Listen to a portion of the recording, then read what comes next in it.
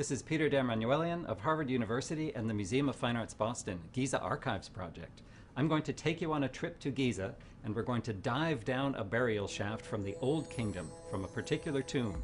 This is 1906, and you're looking at the tomb on the west side of the Great Pyramid.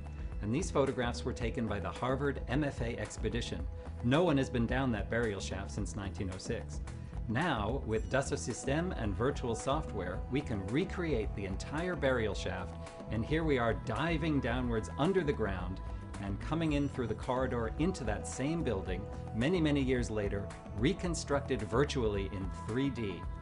Now you see all of the blocks on the floor, the pieces of wood from the original coffin. This tomb was plundered, unfortunately, in antiquity, and even pieces of bone lying in exactly the same position as they were found in 1906 by the Harvard MFA expedition. So this allows us to recreate rooms and chambers and tombs that we would not be able to visualize in 3D in any other way. Now we come back up out of the burial chamber, up into the open air, and you see this is just one of many so-called mastaba tombs on the west side of the Great Pyramid of Khufu, off in the distance. We'll now stay above ground and we'll enter one particular offering chamber. This is a chapel of a man named Kani Nisut, excavated in 1912. And the original chapel is now in Vienna in the Kunsthistorisches Museum. But we can reconstruct it with Dassault Systèmes software and put it back at Giza.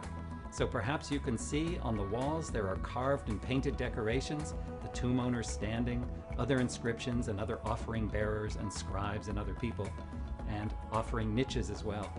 We jump back out of that tomb, take one last look at all of the mastabas, and then finally we dive underground and you can see all of the burial shafts waiting for visual and virtual recreation. We can rotate around them, go into any of them, and most importantly see how they relate to one another in helping us understand the development of the Giza necropolis.